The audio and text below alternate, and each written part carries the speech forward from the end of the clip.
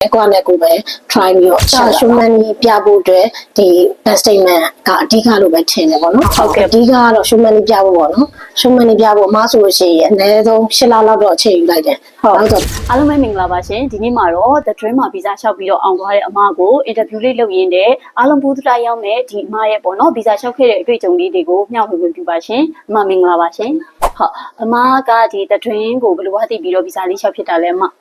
ရဲ့ဟိုပါပေါ့နော်ရောင်းမပေါ့နော်ရောင်းမရတယ်ဒီမှာပဲလျှောက်သွားပြီးတော့ဒီမှာပဲဗီဇာအောင်သွားပါတော့ဟုတ်ကဲ့ဗီဇာရသွားတော့သူကလှမ်းပြီးတော့ recommend ပေးတယ်ဒီမှာပဲသွားလျှောက်လိုက်ပါဆိုတော့ဟုတ်ကဲ့ဒီမှာပဲလျှောက်ရှင်အမဒီနိုင်ငံလေးကိုဗီဇာလျှောက်ခဲ့တာလဲရှင်ကိုရီးယားပါကိုရီးယားကိုဗီဇာလျှောက်ခဲ့တာကိုရီးယားဘက်မှာမိသားစုဝင်ရှိတာလားဒါမှမဟုတ်ကိုယ့်ကိုယ်လည်းပဲသွားဖို့လျှောက်တာလားရှင်မိသားစုဝင်ကတော့ရှိတယ်မောင်လည်းအဲ့ရောင်းမနဲ့ပေါ့နော်ဟုတ်ကဲ့ဒါပေမဲ့သူတို့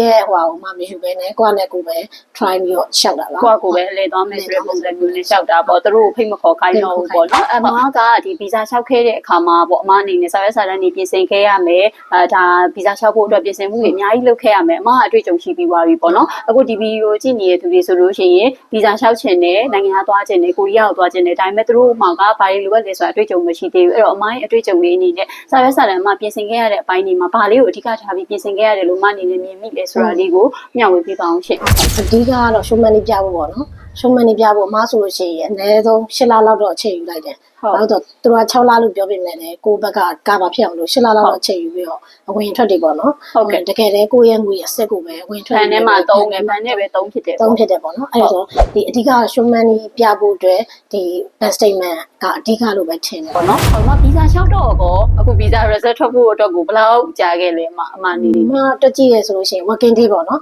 working day ဆိုလို့ရှိရင်ပိတ်ရက်တွေမပါ working day ပဲတည်တတ်ဆိုလို့ရှိရင်21ရက်နေ့မြောက်မှာအမတည်ခဲ့တာအဲ့တော့အမဗီဇာ result ထွက်တဲ့အချိန်ကျတော့အမရဲ့ရေခုန်မှုတွေမနေ့ပိုင်းမှာအမဟိုပေါ့နော်ပထမအမမှာစစ်လိုက်သေးတယ်စစ်လိုက်တော့မသိသေးဘူးနောက်ညနေပိုင်းလောက်မှဒီကနေတဲ့လန်အဲ့လိုပြောနော်ဟိုလည်းပြောတာနဲ့အမကပြန်စစ်တာနဲ့ညနေပိုင်းလောက်မှသိတာမနေ့ပိုင်းထိကမသိရသေးဘူးရပါမလား